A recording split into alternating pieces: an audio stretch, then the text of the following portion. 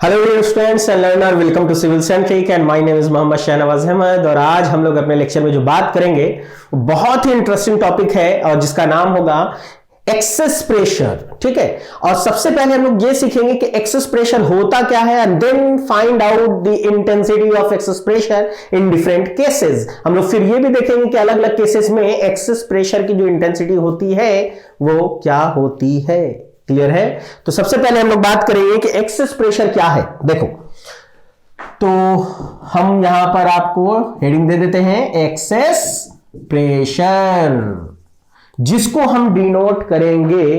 देखो, बहुत तरीके से लोग डिनोट करते हैं उसको। लोग बेसिकली पी, डेल्टा पी से, डीपी से, जैसे भी डिनोट करते हैं। फिलहाल हम उसको एक्सेस प्रेशर को सिंपली पी से डिनोट करेंगे, मान लीजिए। ठीक है, अब देखिए एक्सेस प्रेशर क्या है। बेसिकली क्या है कि मान लीजिए मेरे पास ये ड्रॉपलेट है और इस ड्रॉपलेट को अगर हम आपको दिखाना चाह रहे हैं, ध्यान से देखिएगा कि इस ड्रॉपलेट में मैंने क्या किया। सपोज दैट यहां से एक, मान लीजिए एक टुकड़ा ले लिया। ठीक है, इधर का एक टुकड़ा ले लिया। ठीक है, और मैं आपको ये कह रहा हूं कि देखो, इसमें इधर से और ये इधर से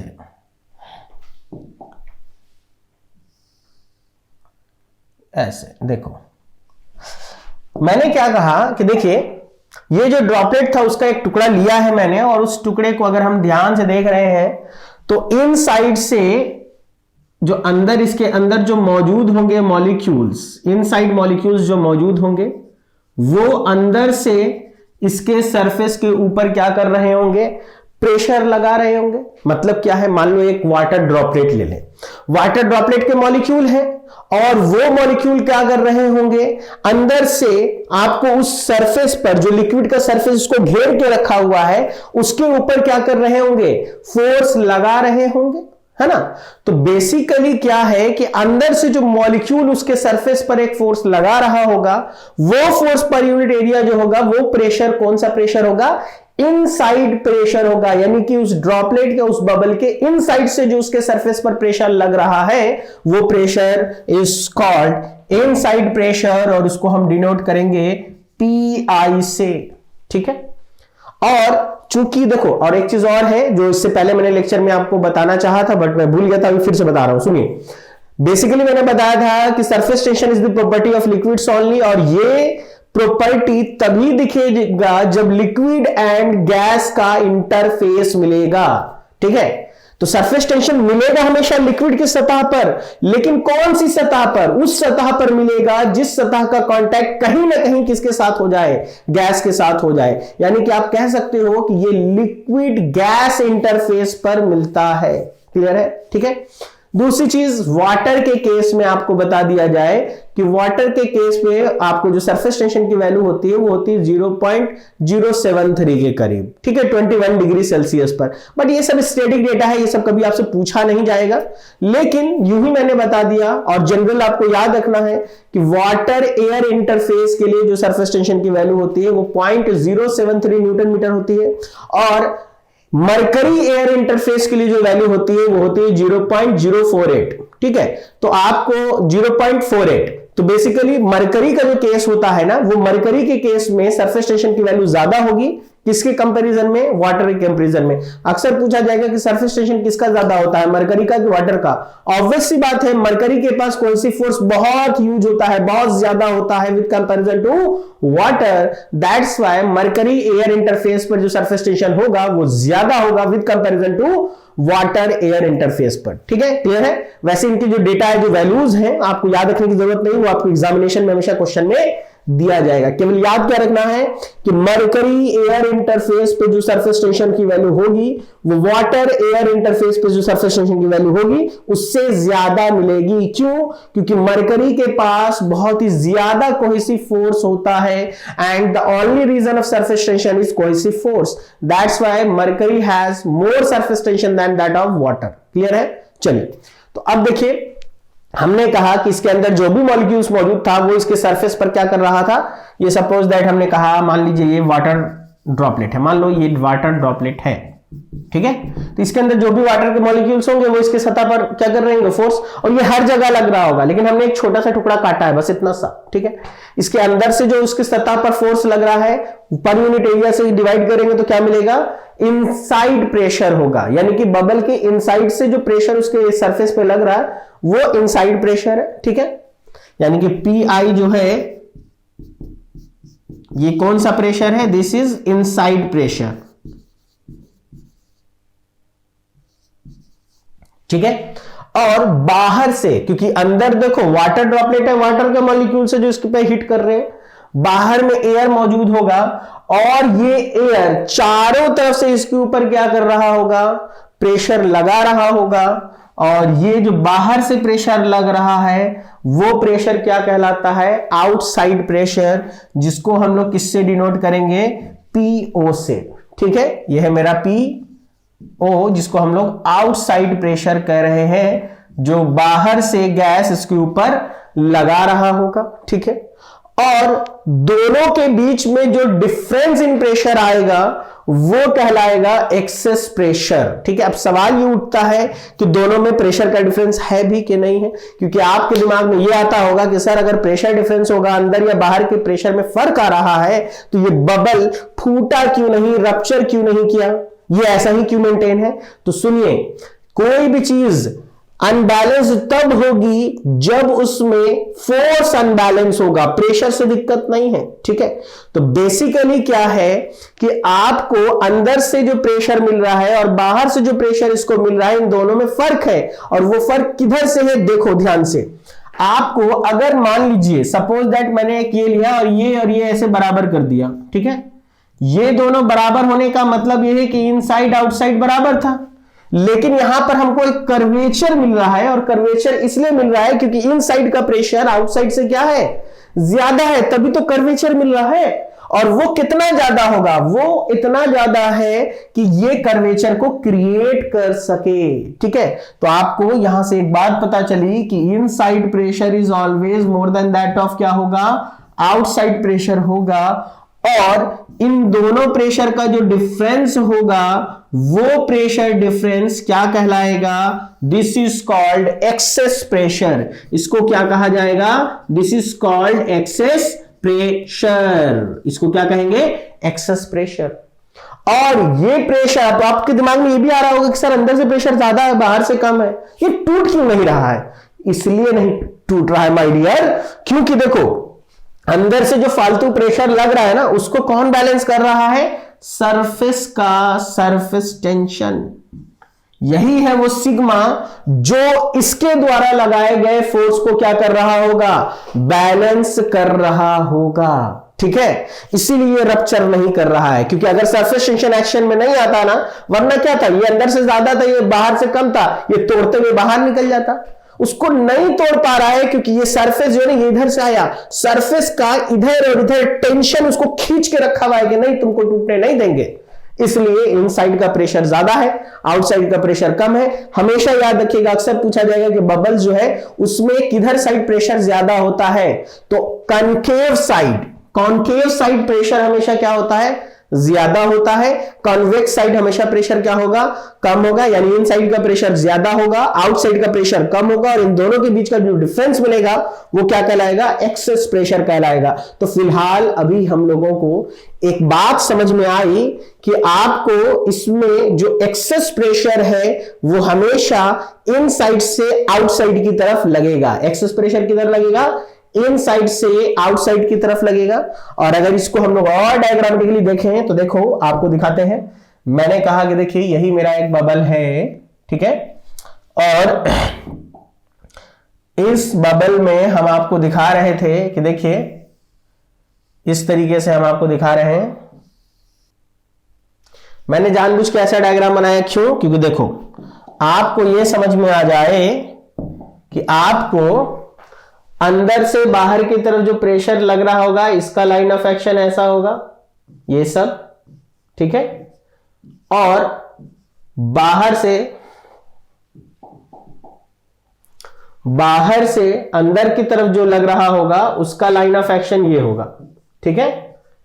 ये सब के सब आउटसाइड प्रेशर है, और अंदर साइड से हमने क्या दिखाया, इनसाइड प्रेशर है, और इन दोनों के जो प्रेशर का डिफरेंस आएगा वो एक्सेस प्रेशर होगा, और उस एक्सेस प्रेशर का भी जो डायरेक्शन होगा वो इनसाइड से क्या होगा, आउटसाइड होगा। और इसलिए आपको बता दिया जाए कि जो एक्सेस प्रेशर है वो इनसाइड से आउटसाइड है, और वो प्रेशर है, pressure is always perpendicular to the circumference, और वो सर्कमफ्रेंस में परपेंडिकुलर तभी हो सकता है जब सारे लाइन कहां से होकर के गुजरे, उसके सेंटर से होकर के गुजरे, तभी ऐसा पॉसिबल है। तो आपको ये इसलिए बताया जा रहा है ताकि आपको एक बात समझ में आए कि ये जो एक्सेस प्रेशर है, इस एक्सेस प्रेशर का लाइन ऑफ एक्शन कहां होगा। आप सोचिए, अंदर का प्रेशर ज्यादा है, बाहर का कम है, दोनों के बीच का जो डिफरेंस आएगा वो इनसाइड से आउटसाइड की तरफ ही लगेगा, लेकिन उसका लाइन ऑफ एक्शन क्या होना चाहिए, क्योंकि ये क्या है, प्रेशर है, और pressure is always perpendicular to the circumference, और सर्कमफ्रेंस पे जब तुम परपेंडिकुलर डालोगे तो वो सारे के सारे लाइन कहां से होकर गुजरेंगे, सेंटर ऑफ द स्फीयर से होकर गुजरेंगे। That's why the line of action of excess pressure is at the centre of sphere. ठीक है, तो आप यहां पर एक पॉइंट याद रखेंगे कि line of action of excess pressure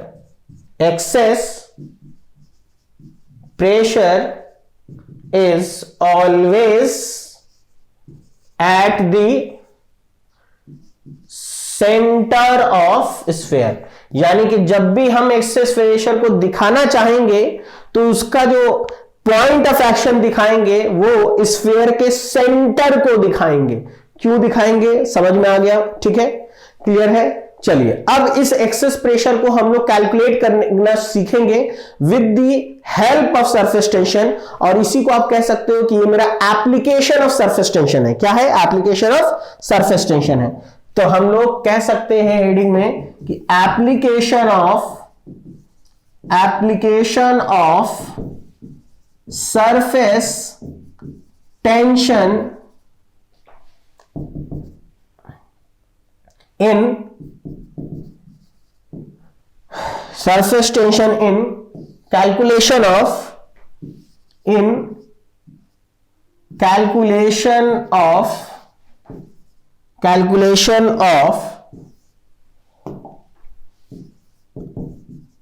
excess pressure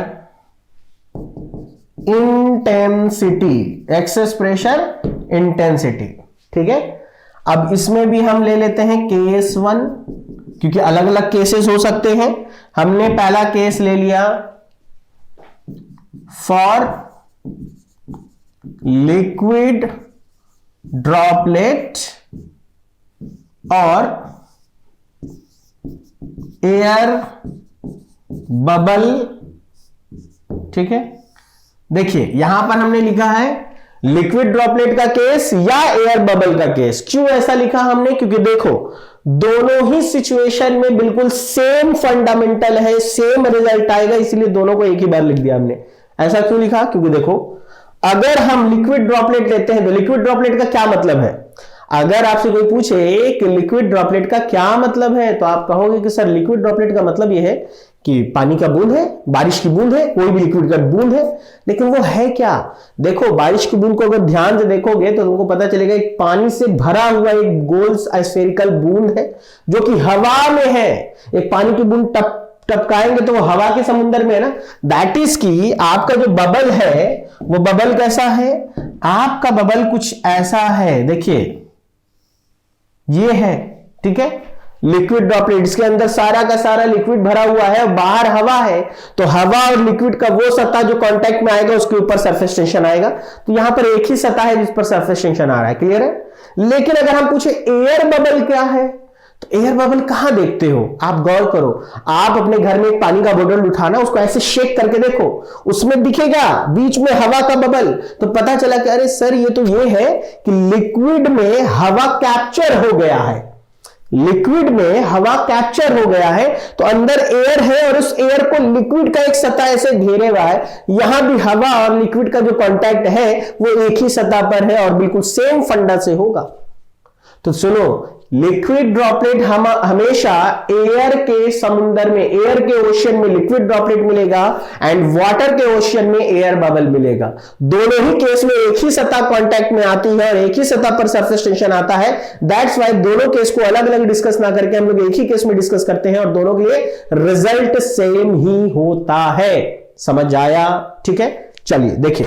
तो मैंने कहा कि एक लिक्विड ड्रॉपलेट है या एयर बबल है और इसका रेडियस जो है वो कितना है, हमने मान लिया सपोज दैट कि इसकी रेडियस कितनी है, इसकी रेडियस है कैपिटल आर और इसको हम क्या कर रहे हैं, सपोज दैट मान लीजिए इसको हम कट कर दें। ठीक है, तो ऐसा करते हैं, यहां पर डायग्राम बहुत अच्छे समझ नहीं आएगा तो हम इसको यहां बना के आपको दिखाते हैं इधर साइड। ठीक है, मैंने कहा देखिए एक ड्रॉपलेट लिया सपोज दैट और मैंने क्या किया, इसको कट कर दिया।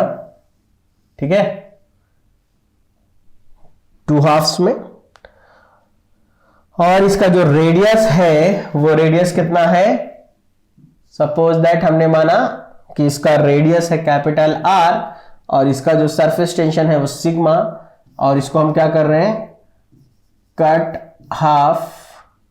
Cut into 2 halves. ठीक है, कट इनटू 2 हाफ्स। ठीक है, और इसको कट करके हम आपको दिखाना चाहते हैं। ठीक है, तो अगर हम इसको कट कर रहे हैं तो कट करने के बाद आपको कैसा दिखेगा, देखिए ध्यान से समझिएगा। सॉरी, इसको हम लोग अगर कट कर दें, कट करने के बाद हम आपको दिखाना चाहें, देखिए अगर इसको हम कट करके 2 हाफ्स में तोड़ दें तो आपको ये कैसा दिखने का, आपको ये इस तरीके से दिखाई देगा। देखिए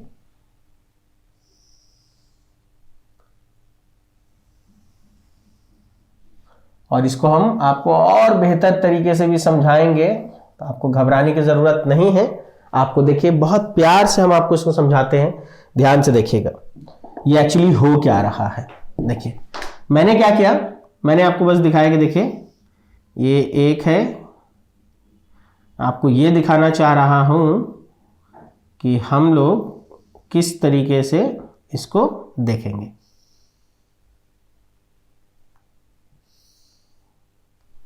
ध्यान से देखिएगा, समझिएगा, समझने की कोशिश कीजिएगा। मैंने क्या किया, सपोज दैट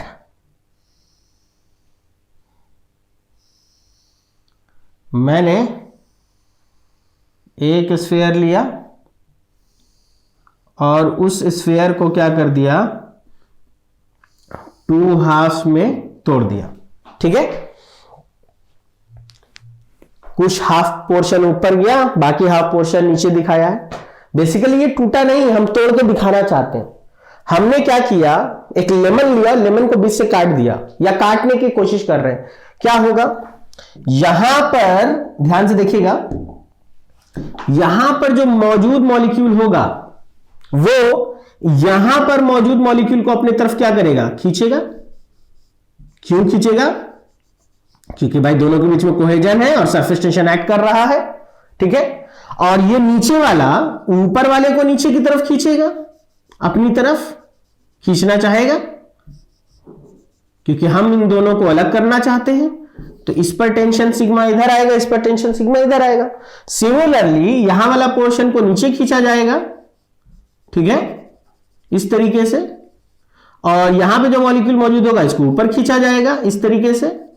ठीक है, यहां भी सिग्मा आएगा, यहां भी सिग्मा आएगा, और ऐसा हर जगह हो रहा है। यहां वाला मॉलिक्यूल इस वाले मॉलिक्यूल को खींचेगा, यहां वाला मॉलिक्यूल इस वाले को खींचेगा, यहां मॉलिक्यूल जो मौजूद है वो इसको खींचेगा, और इस तरीके से आपको दिखेगा कि सर इस तरीके से सरफेस टेंशन सिग्मा आना है, और जो यहां मौजूद है उसको इधर खींचा जाएगा, यहां वाले को इधर, यहां वाले को इधर, यहां वाले को इधर। और सिमिलरली इसमें भी तो होगा, यहां पे जो मौजूद था ऊपर गया, यहां जो मौजूद था ये भी खींचा गया, यहां जो मौजूद था ये भी खींचा गया, यहां जो मौजूद था ये भी खींचा गया। और आई थिंक आपको 3D में आप समझ में आ रहा होगा कि ये बबल टूटा नहीं है, हम काट के दिखाना चाह रहे हैं कि अगर हाफ पोर्शन को हम काट के निकाल दें तो नीचे वाले पे टेंशन ऊपर की तरफ आएगा, ऊपर वाले पे टेंशन नीचे की तरफ आएगा। दैट इज इसमें जो टेंशन आएगा इसके आउटर बाउंड्री पर आएगा, और वो टेंशन कितना होगा, वो टेंशन कुछ ऐसे दिखेगा आपको।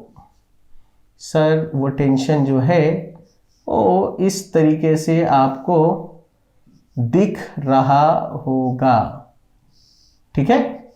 और जो यहां पे है इधर वाले पर, ये इस तरीके से आपको टेंशन दिखाई देगा। ये सब क्या है, दिस इज दी सिग्मा, जो उसके आउटर सरकमफ्रेंस पर आ रहा होगा।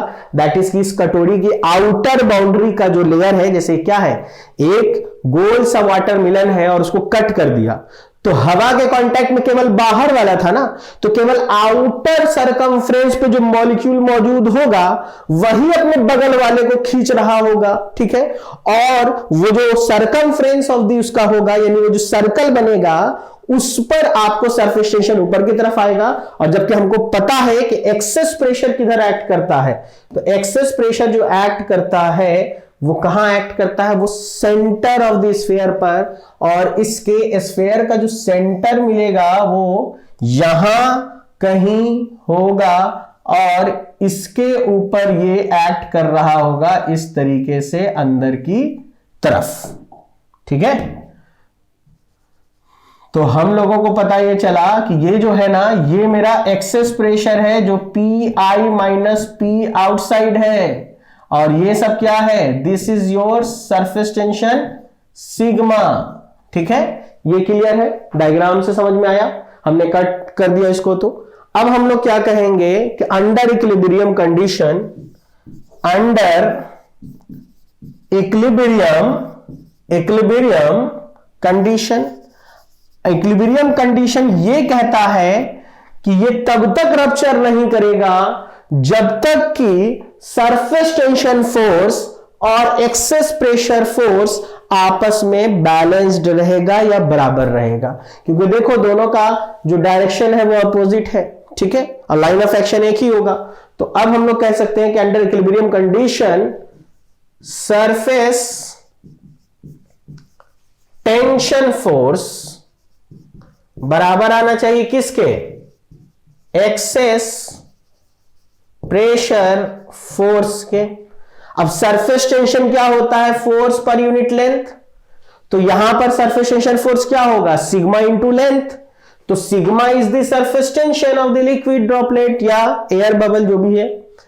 अब सिग्मा आपको पता है ये कहां पे लग रहा है, तो जो सिग्मा है ये हमको पता है कि सर ये तो सरकमफ्रेंस पर एक्ट कर रहा है, इस पर एक्ट कर रहा है, और ये सरकमफ्रेंस ऑफ द क्या है, सर्कल है, और सर्कल का सरकमफ्रेंस क्या होता है, तो सर 2 पाई आर होता है। ये बराबर होना चाहिए किसके, एक्सेस प्रेशर फोर्स के, और एक्सेस प्रेशर फोर्स क्या होता है, वो होता है प्रेशर इनटू एरिया, और एक्सेस प्रेशर को हम पी से डिनोट कर रहे हैं, और वो किस एरिया पर एक्ट कर रहा है, ध्यान से देखो तो आपको दिखेगा कि सर एक्सेस प्रेशर जो है वो बेसिकली हम लोगों को कहां एक्ट कर रहा है, तो हम लोगों को वो इस पर एक्ट कर रहा है, यही है मेरा एरिया, जिस एरिया पर एक्सेस प्रेशर एक्ट कर रहा है। और इस एरिया को अगर हम ध्यान से देखें तो हमको पता चलेगा कि सर ये तो सर्कल ऑफ दी क्या है, सर्कल है ना, यानी कि एक गोल सा कट मारा था तो लेमन के ऊपर जो सर्कल बनेगा उसका एरिया है, उसी पर आपको ये सेंटर है, उसी पर वो एक्ट कर रहा था, तो वो कितना होगा, वो हो जाएगा बेसिकली आपको कितना, पाई आर स्क्वायर। अब हम अगर इसको सॉल्व कर लें तो यहां से हम पी फाइंड आउट कर सकते हैं, दैट इज कि देखिए पाई से पाई कैंसिल, आर से आर एक कैंसिल कर दिया हमने, तो अगर हम पी की वैल्यू निकालेंगे तो कितना मिलेगा, 2 सिग्मा अपॉन कैपिटल आर, और अगर इसको हम डाया के फॉर्म में लिखें तो डाया के फॉर्म में क्या लिख सकते हैं, आर को लिख सकते हैं d/2, दैट इज की 4 सिग्मा बाई डी। तो आपको यहां से पता चला कि ये जो एक्सेस प्रेशर की वैल्यू होगी किस केस में, लिक्विड ड्रॉपलेट के केस में या वाटर बबल के केस में, तो वो एक्सेस प्रेशर की वैल्यू कितने के बराबर होगी, 4 सिग्मा बाई डी के बराबर होगी, या फिर आप इसी को 2 सिग्मा बाई आर भी कह सकते हो। दैट इज कि यहां से एक और रिजल्ट पता चला कि excess pressure is inversely proportional to the dia of the liquid droplet या एयर बबल। डाया बढ़ाओगे एक्सेस प्रेशर घटेगा, डाया घटाओगे एक्सेस प्रेशर बढ़ेगा और साथ ही साथ excess pressure is directly proportional to the sigma. Surface tension increase करोगे, एक्सेस प्रेशर की वैल्यू क्या होगी, बढ़ती चली जाएगी। क्लियर है? तो इसको देख करके हम लोग आसानी से अब लिक्विड ड्रॉपलेट का केस हो या एयर बबल का केस हो, दोनों को आसानी से कर सकते हैं। चलिए अब इसके बाद हम लोग नेक्स्ट केस पे चले आते हैं और नेक्स्ट केस है मेरा सोप बबल। सोप बबल, देखिए सोप बबल का क्या मतलब है? सोप बबल का ये मतलब है, ध्यान से अगर देखिएगा, आपने खिलौना देखा होगा सोप बबल वाला, डिटर्जेंट में डुबाते हैं, एयर ब्लो करते हैं, बबल बन जाता है। उसको गौर से ध्यान से समझिए। उसमें क्या है, उस बबल के अंदर भी हवा है, बाहर भी हवा है, बीच में सोप का फिल्म है, बीच में डिटर्जेंट का एक लेयर है।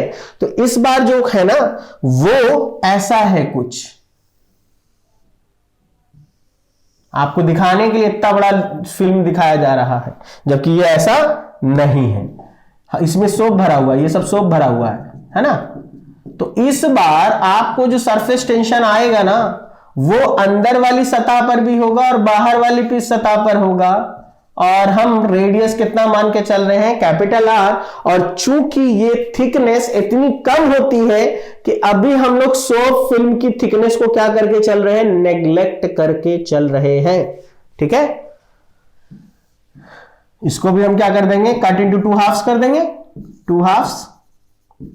ठीक है, जैसे ही कट करेंगे इस बार जो डायग्राम बनेगा वो कैसा बनेगा, देखिए इस बार जो डायग्राम बनेगा वो कुछ ऐसा होगा।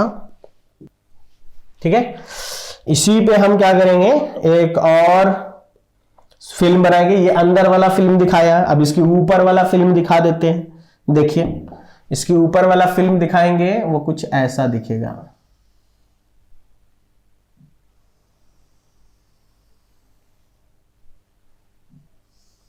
चीजें समझ में आए इसलिए हम लोग डायग्राम प्रॉपर्ली बनाएंगे। ठीक है, तो अब देखिए इसका जो सेंटर पॉइंट होगा वो तो ये होगा, और इसी सेंटर पर कौन एक्ट कर रहा होगा, एक्सेस प्रेशर।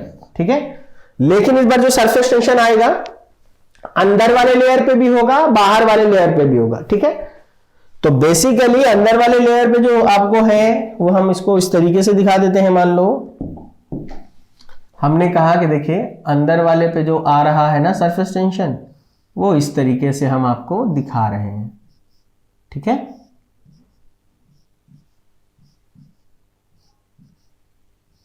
ठीक है, और जो बाहर वाला लेयर होगा उस पे भी सरफेस टेंशन आएगा। तो उस पे जो सरफेस टेंशन आ रहा है उसको हम इस तरीके से दिखा रहे हैं कि देखिए ये मेरा बाहर वाला लेयर है और इस बाहर वाले लेयर पर भी आपको सरफेस टेंशन आ रहा है, और वो सरफेस टेंशन हम लोग एक डिफरेंट कलर से दिखा रहे हैं। ठीक है, तो आपको समझ में आ गया कि इस तरीके का डायग्राम बनेगा। यहां पर फिर से क्या आ जाएंगे हम लोग लिखेंगे under equilibrium condition, equilibrium condition. और जैसे ही हम इक्विलिब्रियम कंडीशन में जाएंगे हमको क्या मिलेगा, फिर वही फंडा कि एक्सेस प्रेशर फोर्स और सरफेस टेंशन फोर्स दोनों आपस में क्या होना चाहिए, बराबर होना चाहिए। और ध्यान से एक्सेस प्रेशर को हम इसके स्फीयर के सेंटर पर क्यों दिखा रहे हैं, इस बात को मैंने पहले डिस्कस कर लिया है, क्योंकि एक्सेस प्रेशर का लाइन ऑफ एक्शन कहां होता है, सेंटर ऑफ द स्फीयर होता है। दैट्स व्हाई, क्लियर है, घबराना नहीं है। कई बार बच्चा कहता है सर इससे यहां आ जाएगा, अरे नहीं आएगा माय डियर, वो पीछे कैसे आ जाएगा, जब उसका लाइन ऑफ सारे के सारे फोर्सेस सेंटर से होकर गुजर रहे हैं तो उसका लाइन ऑफ एक्शन कहां होगा, उसका लाइन ऑफ एक्शन होगा सेंटर ऑफ द स्फीयर। ठीक है, क्लियर है। चलिए अब देखिए हम लिख सकते हैं, इसका मतलब ये होगा कि सरफेस टेंशन फोर्स बराबर एक्सेस प्रेशर फोर्स। ठीक है, एंड सरफेस टेंशन फोर्स क्या होगा, देखो इस बार जो सरफेस टेंशन है ना वो 2 बार आ रहा है, और चूंकि सोप फिल्म इतना कम है तो हम उसको नेग्लेक्ट करके चल रहे हैं उसकी थिकनेस को। तो इस बार सिग्मा हम कितनी टाइम्स लिखेंगे, 2 टाइम्स लिखेंगे। किस पर आ रहा है, एक बार अंदर एक बार बाहर, तो अंदर वाले पे लिखते तो सिग्मा इंटू क्या लिखते 2 पाई आर, बाहर वाले पे लिखते तो सिग्मा इंटू 2 पाई आर। तो दोनों को जोड़ देंगे तो 2 सिग्मा हो जाएगा। तो 2 sigma into 2 pi r which is equal to excess pressure is P, कहां एक्ट कर रहा है, सेंटर पर, तो उसका सेंटर पे एक्ट करेगा तो सर्किल का एरिया क्या लेंगे, पाई आर स्क्वायर। देखिए पाई से पाई कैंसिल, एक आर से एक आर कैंसिल, तो एक्सेस प्रेशर कितना आया, एक्सेस प्रेशर आया मेरे को 4 सिग्मा अपॉन आर, या फिर इसी को हम लोग 8 सिग्मा अपॉन डी भी लिख सकते हैं। तो यहां से हम लोगों को एक चीज पता चली कि P लिक्विड ड्रॉपलेट कहो या एयर बबल कहो, ठीक है, इसको अगर हम 2 टाइम्स करेंगे तो हमको क्या मिलेगा, एक्सेस प्रेशर इन दी सोप बबल। देखिए तो रिजल्ट दोनों का यही है। सोप बबल के केस में 8 सिग्मा बाई डी आ रहा है, लिक्विड या एयर बबल के केस में क्या आ रहा था, 4 सिग्मा बाई डी आ रहा था, बाकी सारी चीजें वही हैं। तो कहीं ना कहीं हम लोग यहां भी कह सकते हैं कि excess pressure in the soap bubble is directly proportional to the sigma and inversely proportional to the dia of the bubble, ठीक है।